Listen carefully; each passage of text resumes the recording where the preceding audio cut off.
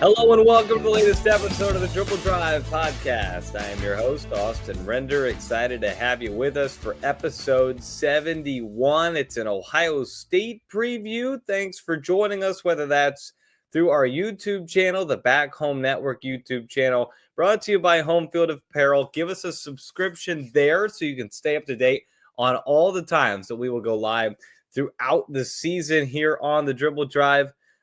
We will have live shows, hopefully, several times throughout the year. We are aiming to move our weekly shows to Mondays going forward once the season starts. So just a heads up there that we are going to have Monday episodes throughout the season, not Tuesdays like we used to have. It's likely going to be Mondays at noon as we work around some different schedules that Dalton and I will have coming up this season. But that's the YouTube channel. All episodes are also available in podcast form on Apple and Spotify podcasts. Those are uploaded shortly after the videos go live on YouTube.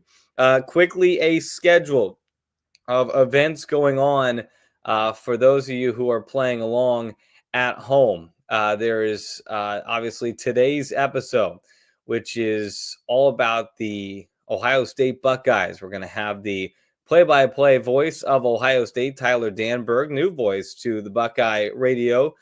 He'll be joining us here shortly.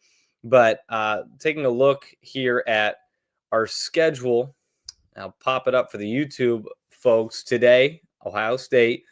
Friday, we are dropping an episode we recorded last week with Charlie Cream, ESPN bracketologist, a wonderful episode. We go about 45 minutes with him.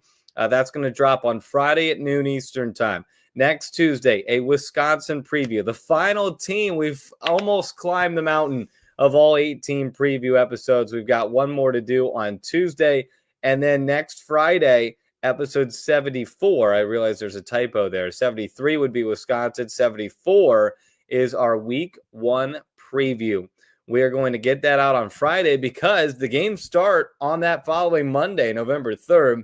My Hoosiers will start on the 4th. So in my brain, I had been thinking about the 4th as the day that things would start. But it is actually November the 3rd on the Monday when we will have a full slate of Big Ten games to talk about. So in order to get you well previewed for week one, we're going to get that episode out a little bit early on Friday. We might put an episode out that next week after that opening wave of games. Not sure yet.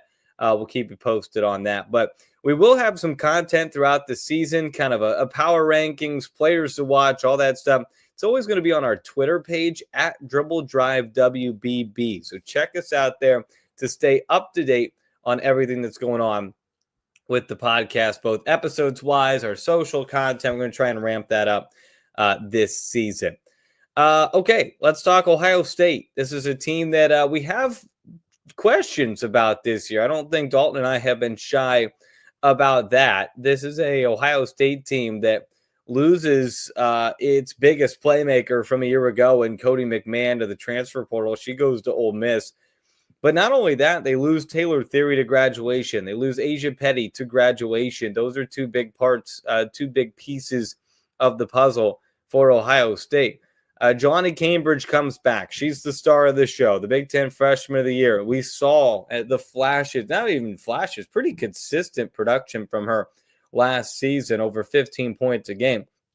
Chance Gray comes back as well. The Oregon transfer now in her second season with the Buckeyes. Great three-point shooter, but those numbers dipped in Big Ten play. We'll talk to Tyler about kind of what they expect from her in year two.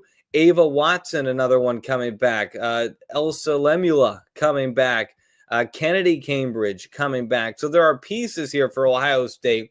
Transfer portal, couple of pickups. Tiana Todd comes over from Boston College, a high-level score from the ACC. Kylie Kitts comes over from Florida, hasn't played, but the track record of the Kitts family is good with what Chloe has done at South Carolina. Unfortunately, she's out for the year with an injury, but Kylie Kitts is not. They're expecting her to be a big part of this. Bryn Martin and Buriuk, the two top 100 freshmen in this class. So there's a lot to be excited about on the incoming players for Ohio State. The big question is, how's it all going to mesh? How's it all going to come together And can they replace the day-to-day production that Cody McMahon continued to offer this team game in and game out the past couple of seasons? That's a big void. It's one of the reasons why Dalton and I did drop them a little bit in our preseason rankings, flashing those up for the YouTube audience again. Dalton has them at 8. I have them at 9. Again, we talked about it in our episode. Go back and listen to it a couple episodes ago, our full preseason poll episode. Everything from 6 to 13 is so fluid. So you see somebody at 9 doesn't mean I don't think they can end up as a 7-6 in the Big Ten. I thought putting them in the top 5 was a little bit much with how much they lose from last season and how much unproven there is with Ohio State. But Kevin McGuff's a good coach. They've got a lot of talent. They certainly can put it all together this year. Well, let's talk about the Buckeyes, and let's do it with somebody more knowledgeable about Ohio State than me, and that's the new voice of the Ohio State Buckeyes, Tyler Danburg. Tyler, welcome to the show. Welcome to the Big Ten. How are you? I'm doing great, Austin. Thank you so much for having me, and longtime listener of the show, so thanks to you and Dalton for all you guys do for Big Ten women's hoops. Yeah, we're excited to have you. Appreciate you listening. Dalton got tied up today, so just me and you on the show here today, which is fine. We can hold down the fort for him, but I'm just curious for you, your background, where you've come from, how you've made this journey to Columbus. Yeah, so I graduated from Ohio State. I was a part of the student radio program in Big Ten Plus for 3.5 years, graduated in fall of 2024, and got to do parts of 4 seasons of Ohio State women's basketball on radio and on the Big Ten Plus side as well. So got to do 17 different sports in my time at OSU, but certainly was hooked by the style of play of the Ohio State women's basketball team, especially with the success that they had from 21 to 25 in the time being there. So it's a really fun brand of basketball, and I'm excited to see how this team unfolds this year. Yeah, that's awesome, and certainly hard not to fall in love with the style of play this team plays with. Always a high level of intensity with that press and the dynamic players this team has had throughout the past couple of seasons. Let's talk a little bit about last year. I know you weren't in this role last year, but you're very familiar with Ohio State women's basketball. Kind of a year where the expectations were high. The pieces were there for this to be a really good team. And not that they weren't, but they ended up being a 4 seed. They still hosted, but got upset at home. How would you look back and kind of sum up the 2024-25 season? Well, I think, Austin, that it had some similarities to some of the previous years because they got up to another hot start. They didn't lose until they fell by 3 to a 10-9 Penn State team on the road in Happy Valley. But it had the similar buildup heading into conference play that each of the last 3-4 seasons did.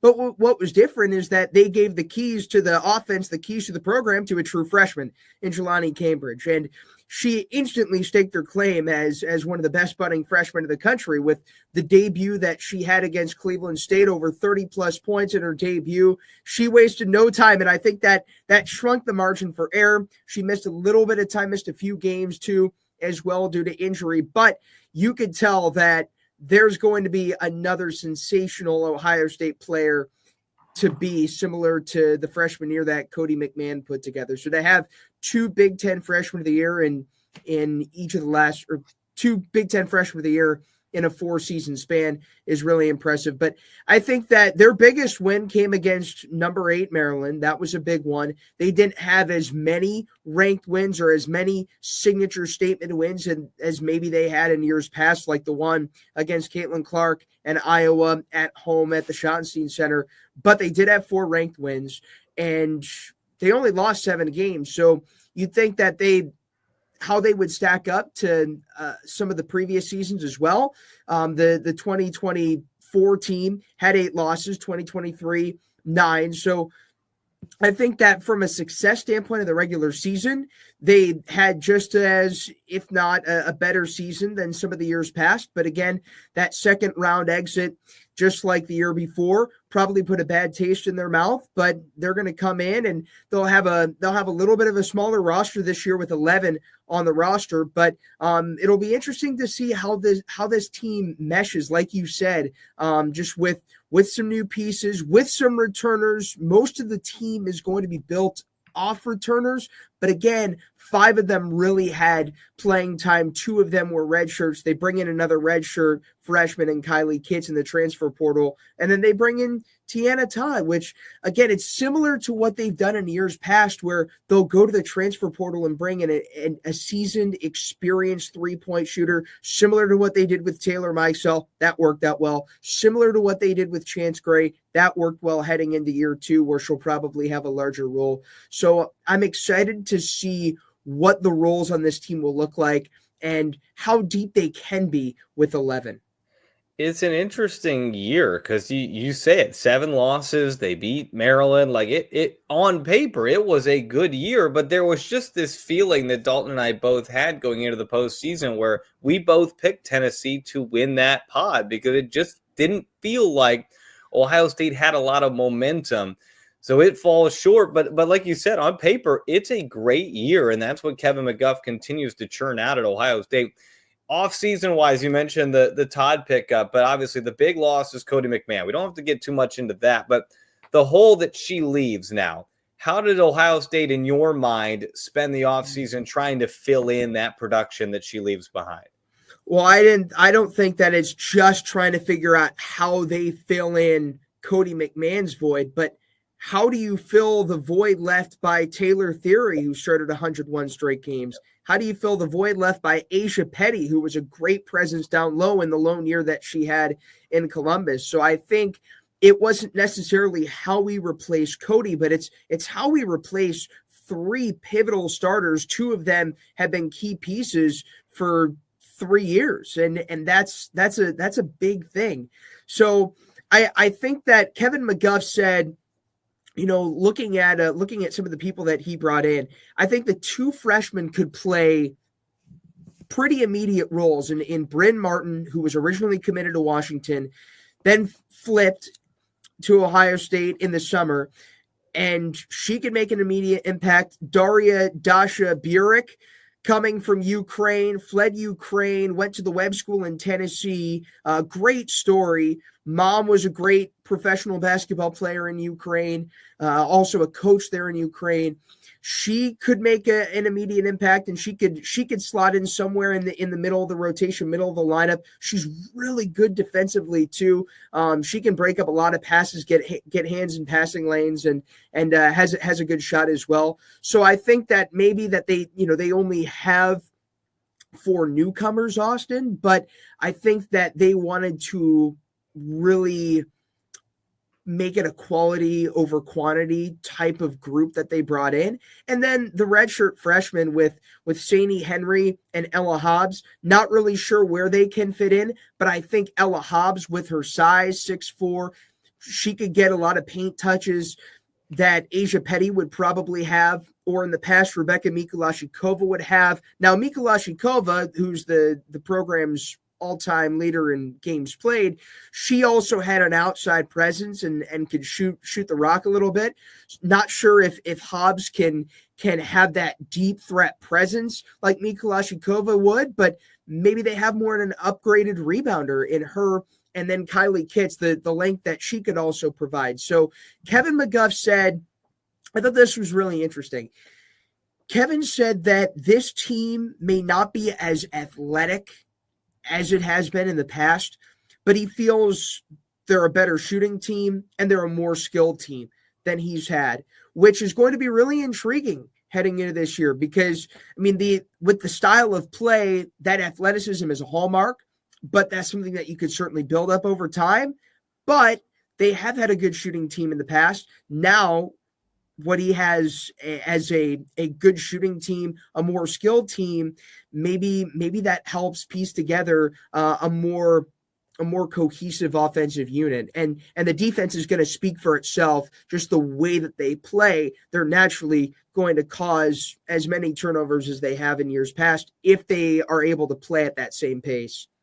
So I'm curious to follow up on that. Did he mention anything? Obviously, this has been a pressing team ever for pretty much that's his DNA.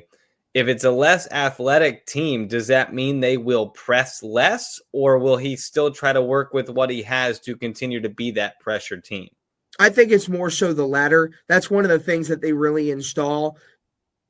almost immediately, because I mean, you got to find, as you know, you got to find something that works, and you got to find something that makes you unique and stick out in this day and age. And I think with as deep of a league as this is, maybe the deepest it's ever been in the Big Ten, you got to find a way to stick out, and you got to find a way to stack up wins. And I think this is Ohio State's way of doing it. That's been their way of doing it. I think that's what sets themselves from different programs, is their ability to press. Now, how frequently can they do it? How effectively can they do it? That's going to be a question mark, maybe, with those athleticism questions. But I think the song will remain the same, Austin, and that they'll want to continue to do what they have done and play that pressing style of basketball and score points off turnovers. Because you look at the 13 years that Kevin McGuff has been, and they have the 4th highest pace factor in the country. So that's never really changed. Even when they were at 11 players on their roster, the last time it was the 2017-18 season where they won the Big Ten outright, did have an early exit against Central Michigan in the second round, and they did have a player by the name of Kelsey Mitchell. Heard she's pretty solid, but still they were able to have that McGuff-style system that they've had when they can roll out 13, 14 deep. So I think that the press will remain a factor in 2025. The folks in Indiana have become fond of Kelsey Mitchell here over the last couple of years, for sure. Let's talk about some players on this Ohio State team. Let's start with the returners. Obviously, everything centers around Big Ten freshman of the year, Jelani Cambridge. We saw the explosion. We saw the flash. We saw the potential last year. What does she have in store as an encore performance in the Big Ten? Well, she said that her biggest focus this year is slowing down, because Jelani Cambridge's biggest tool, arguably, is her speed. Kevin McGuff said it at Big Ten Media Days. He said that she's one of, if not the fastest player that he's gotten to coach in his long tenure at Xavier and Washington and Ohio State, even back to his time with Muffet McGraw at Notre Dame. And then for Cambridge, too, McGuff said that she's one of those rare players that the ball actually moves with her. She doesn't move with the ball. So with that, Jelani said slowing the game down in year 2 has been a big key for her. So you saw what she was able to do last year. She was 11th among freshmen nationally in scoring. She had 9 20-point ball games, including a 30-point affair in her debut. Talk about expectations for game 2. She put a lot on herself after what she did in just one game. But I think that's her next step, is continuing to be that vocal presence, continuing to be a leader. And she's a fun personality. It's well documented, her love for Legos and just the ability for her to lead is going to be something that she welcomes. I think her and Chance Gray have really assumed a lot of leadership with this team this year, and I think that can be a premium heading into year 2. Who doesn't love a good Lego setup? I mean, come on, throw me some Legos, I'll get to work. Another big returner is Chance Gray. She had a good year statistically last year. I thought she struggled a little bit more in conference play, knocking down the three-pointer consistently. What have you seen and heard about what she has been working on to try and take her game to another level in her second year in Columbus? Well, another level for her is becoming more of a ball handler and becoming more of an outlet that can be used as backup for Jelani Cambridge. If, let's say, Jelani's in foul trouble, or maybe they just need an extra ball handler out on the floor to help be that floor general. Ava Watson is going to be somebody to really keep an eye on and take a gander at in terms of playing that backup point guard role. But Chance Gray continues to be more comfortable handling some of those duties. And Coach McGuff said that Chance Gray could be somebody that he looks to help out, carry the rock and dish out the rock. So I think that's how she's taken her level to the next game, not just being that 3-and-D player, because she was great from distance. She was great on the defensive side of the ball at Oregon. She was all Pac-12 defensive team selection, in addition to being a sharpshooter. But that that's just going to add more to what she's able to do, because you've seen it the last few years. Cody McMahon was able to run the floor in transition. She was not afraid to do that. So when going back to your question of how does this team fill that huge void left by Cody McMahon, I think Chance Gray will be able to step up and help out with some of those duties in the backcourt. And I think conference play is going to be something that she has circled on her calendar, because it did seem as the year went on, there were games where she really flashed, and there were some games where she had some small struggles. But she's got the athletic pedigree. Her dad was an All-American, played in the NFL. Her sister Amber was a great player at Tennessee and at Xavier. So she knows what it's like to go through the ebbs and flows of a season, and maybe this is the one where she really puts it all together. I could see that totally being the case. Well, we've seen it. I've seen it in Bloomington. We've seen it around the Big Ten when players transfer in and have more than 1 year there. That second year, a lot of times leads to a big up in production because they're more comfortable in the system. They know what the coaching staff is asking of them. Would not be surprised if Chance Gray falls in that category. A lot of pieces outside of those two that come back. Ava Watson, Kennedy Cambridge, Elsa Lemula, some of those redshirt freshmen you mentioned. What does the depth look like? I know you said this is a small team in terms of 11 players, but how does some of those players take on bigger roles this year? Yeah, I mean, it's maybe a smaller team in roster size, but it might be one of Kevin McGuff's lengthiest and tallest. I mean, you look at Elsa Lemula, she didn't start a game last year, but she got a lot of key minutes, and she had the most blocks by a Buckeye freshman in almost 20 years. I think she could be a great rim protector, and she also does have an outside presence. She came in with a really good shot, and obviously had to rein that in a little bit, because when you stand at 6'6", you're going to be looked at as, or 6'4", you're going to be looked at someone who is going to have to be a big post threat. But I think she gives this team size, she gives this team length, and if she can put it together and be more of that complete forward and take the big step that she was estimated to do. I think the other thing too for Elsa is that she came into last year coming off surgery and coming off a season-ending injury overseas. So I think that was a big thing too, was trying to come back from that. So now that she's got another year to piece together, she's got a full season of college basketball under her belt.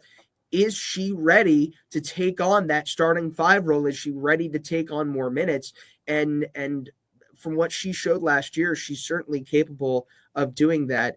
I think that maybe this is more of an unproven, but a high ceiling type of cast of reserves and potential starters, because you do have Kylie Kitts, and she had a great high school career, and having the Kitts name certainly helps because Chloe was great. So you can use that as a way to gauge maybe what she could be. You could use Chloe's game to maybe project on how Kylie can play. But again, she's her own player and it's her own journey. And this is going to be a great opportunity for her. I'm really excited to see Tiana Todd, because she came into Boston College coming from Canada, and she had good numbers, and the first year didn't get a lot of PT, didn't really do much, and then by her final year at Chestnut Hill, she skyrocketed. So when you can bring in the top 3-point shooter in the country and put her in a spot where she can continue to have the same role that she will, that's going to be really enticing. And using that track record of what those top 3-point transfers in the portal coming to Ohio State have done in the past, you can use that as a great measuring stick of what she can be. But I do think that, this team, if they can play with the length that they're projected at, that is going to be a key way to stand out in the Big Ten, because this team has had its ups and downs with rebounding in years past. And if they can win the rebounding battle, and if they can go toe to toe with some of the powers in the Big Ten, it seems like every year the rosters get taller, the rosters get bigger. So the Buckeyes, if they can pair that with that up tempo style of play, then we'll see how this team shakes out, and maybe that gives them more opportunity to go deeper into March and April. Yeah, there's no doubt that this team has the pieces. The question is, can they come together? And Kevin McGuff, you mentioned it, has a great track record of getting these transfers to come in and produce right away. So I think Tiana Todd is somebody that people have high expectations for. Sounds like you do as well. Great 3-point shooter from Boston College, and feels like somebody that's going to fit right into. I love that comparison of the Taylor Mikesell type of position for her and what she could do with this team.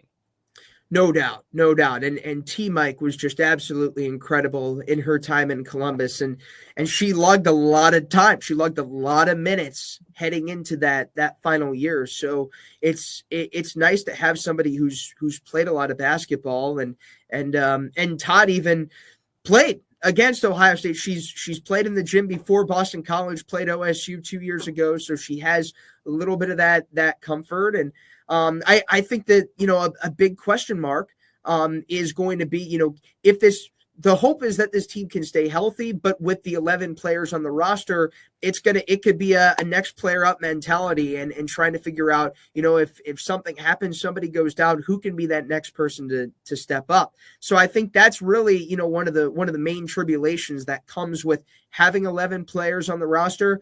But if they can stay healthy, if they can stay competitive throughout the season, 11 on the roster is ample enough for what they're going to try to bring.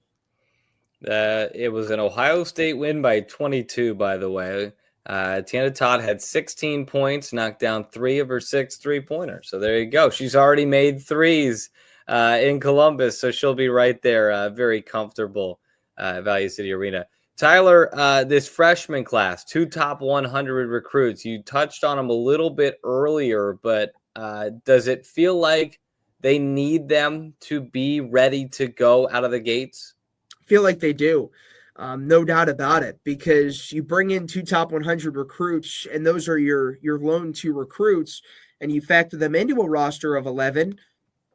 Their number is going to get called, whether that's game 1 of the year or game 10 of the year. And Austin, getting any player that's an underclassman getting time in the Big Ten, especially this edition of the Big Ten, can be super valuable for their development.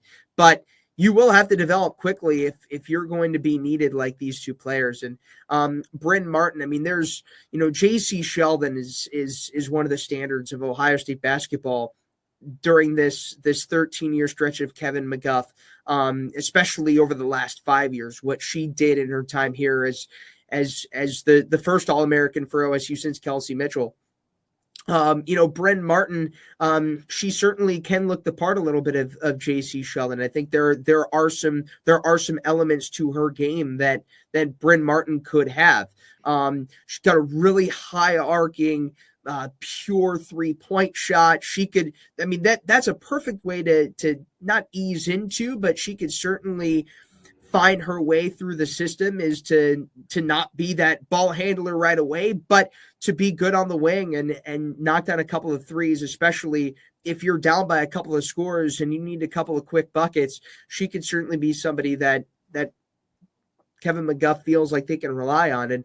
And Dasha Burek is really exciting because, again, it seems like she plays a lot taller than she is. She can be somebody that you put towards the free throw line or around the paint, and she can break up passes and get steals and get turnovers, because turnovers, whether that's in the press or even in the half court defense, is something that Ohio State's done really well. So she's somebody that can fit what they're looking for in that category, and she can knock it down from mid-range. She can knock it down from distance. So long-winded answer, but I think that these 2, Bryn Martin and Dasha Burek, could be two players that the staff feels like they can go to early on in the season and beyond. I really do believe that. And I think that these next few weeks heading into opening tip-off November 9th against a good Coppin State team that had a strong year last year, one of their best in program history. I think these next few weeks are going to be pretty important for them.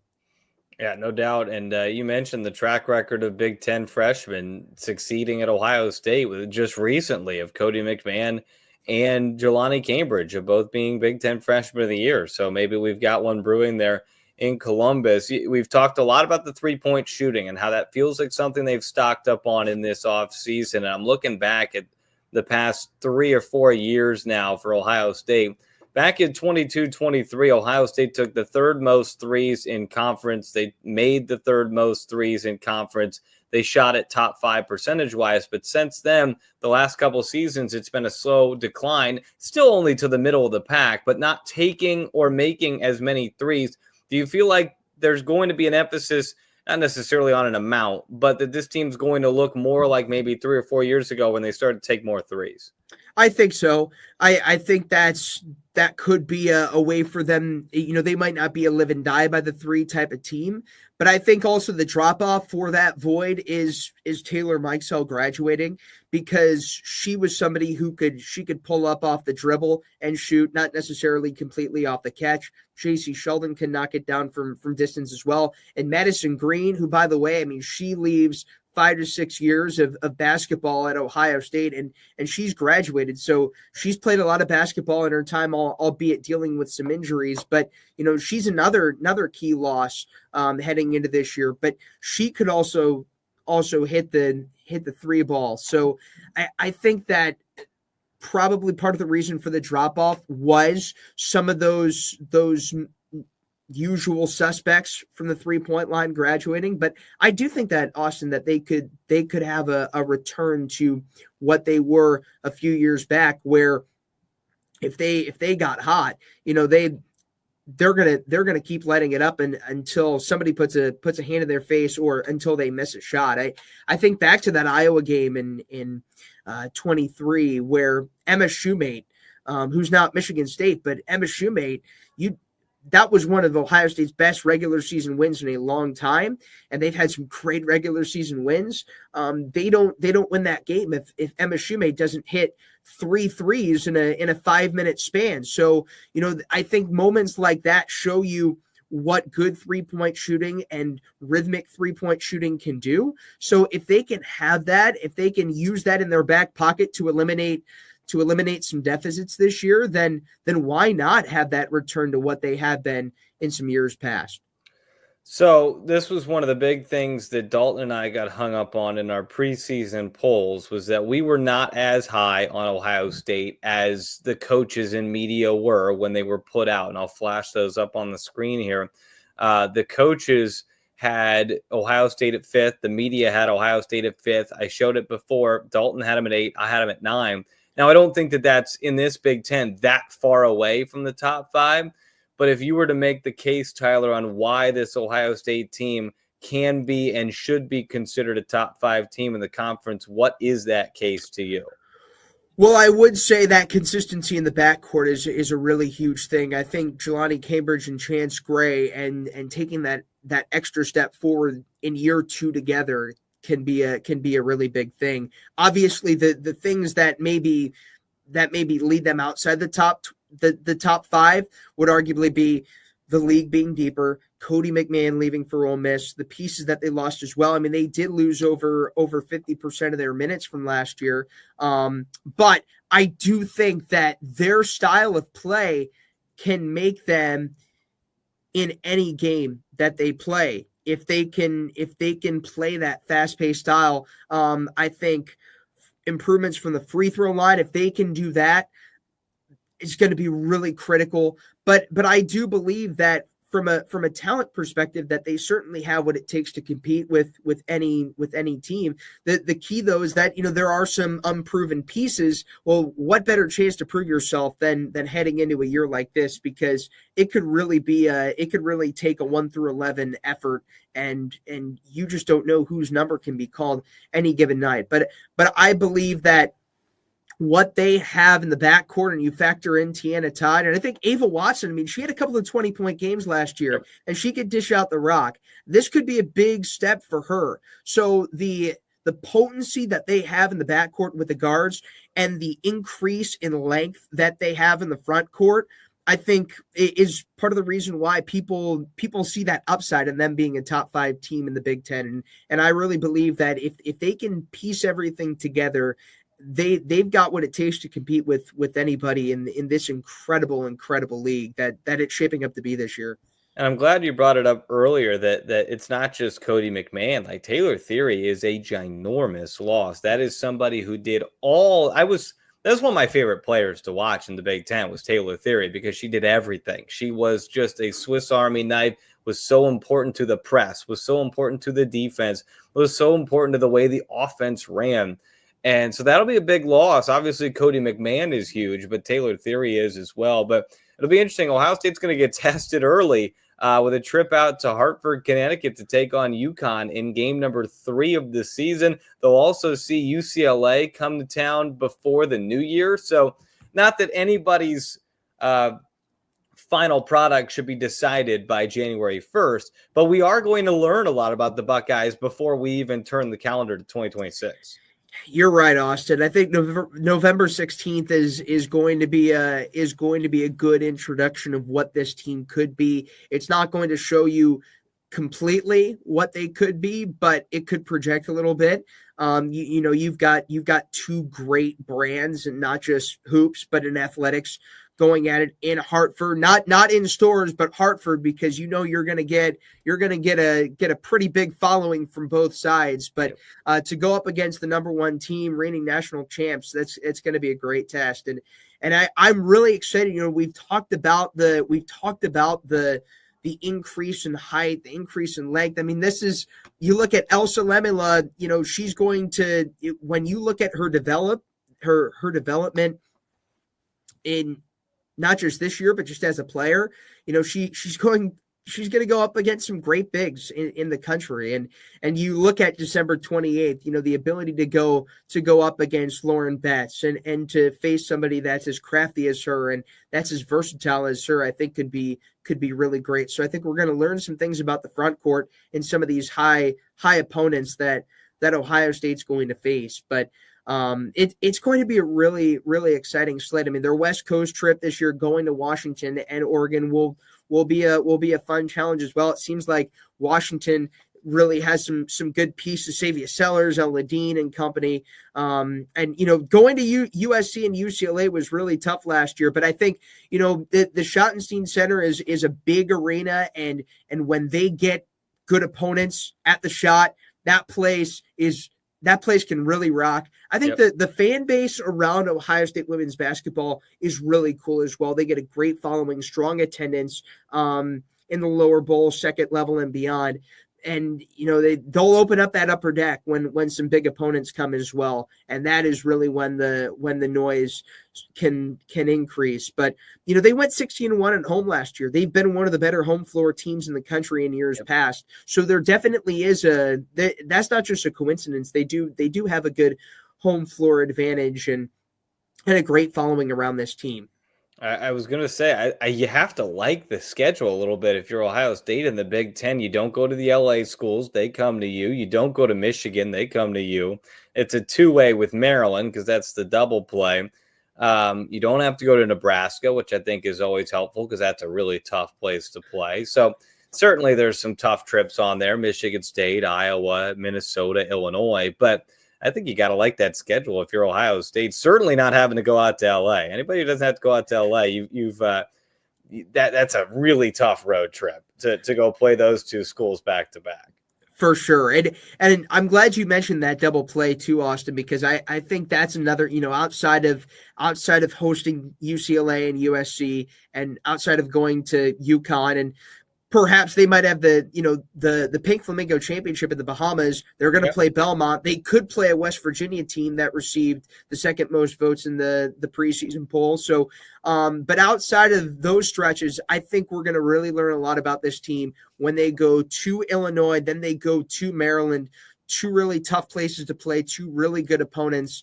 I think if they can come away, splitting that road swing, or even if they can come away with 2 wins, right around that middle point of the Big Ten slate, that could be really big for them in terms of providing that momentum. And shout out to the fun little non-con game in the middle of the season there for Martin Luther King Jr. Day. They're going to be in Newark, New Jersey to take on TCU. It's been a good team past couple of years. Obviously, some roster turnover there, but they usually hit the portal hard. Expect that to be a fun game as well. Tyler, this has been a lot of fun, man. I'll end on this. You've obviously covered Ohio State here for a few years as a student, but where are you most excited to get to this year on Ohio State's schedule? Ooh. Well, I mean, in terms of just a schedule perspective, I definitely say that Illinois and Maryland, that little stretch there will be really cool. But I mean, I'd be lying if I said I'm not excited to go out to Connecticut. That's gonna be so much fun. I mean, that'll be a really intriguing stretch for them. They'll play at UConn, and then 8 days later they'll be on island time. They'll be playing in the Bahamas for 2 games in 3 days, and so I'm really excited to see the crowd that comes out in Hartford, because wherever Ohio State goes, there are alums there. There will be alums probably making that trip from New York or anywhere around the East Coast. And obviously the UConn fan base is incredible, so they could really pack that place out in Hartford. So I'd be lying if I said I wasn't maybe the most pumped this year to go out to UConn. That's going to be, you're going to go all over. You're going to cross the whole country by going to UConn, down to the Bahamas. I know that's not the country, but we're going to go east, you're going to go south, and you're going to end up in the Pacific Northwest at some point with Oregon and Washington as well. So lots of traveling and fun traveling for you in year one. That's been Tyler Danburg, the new voice of the Ohio State Buckeyes. Tyler, thanks so much for joining us. How can people catch you throughout the season?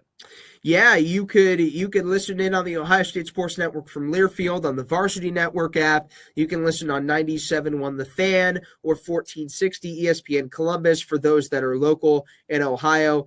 But yeah, you can also go to Ohio State Athletics and listen to games on there. But it's going to be a really fun year. Kristen Watt and Katie Motter-Henniger, they're going to be in the booth again. Kristen and Katie had great playing careers. They have unbelievable professional careers. Kristen has been an attorney for a very long time. Katie is one of the great faces in the world of CrossFit. So really excited to be in the booth this year with 2 great broadcasters and 2 great people. Hey, the Varsity Network app is wonderful. If you need an app where you want to find everybody's games, like, it's awesome. You can flip between them, all the Learfield stations, of course, but it's a great resource for sure. Tyler, thanks for spending some time with us. Buckeyes going to be fun to watch this year. Excited to see how all those come out to the shop. Can't wait, Austin. Looking forward to seeing you soon.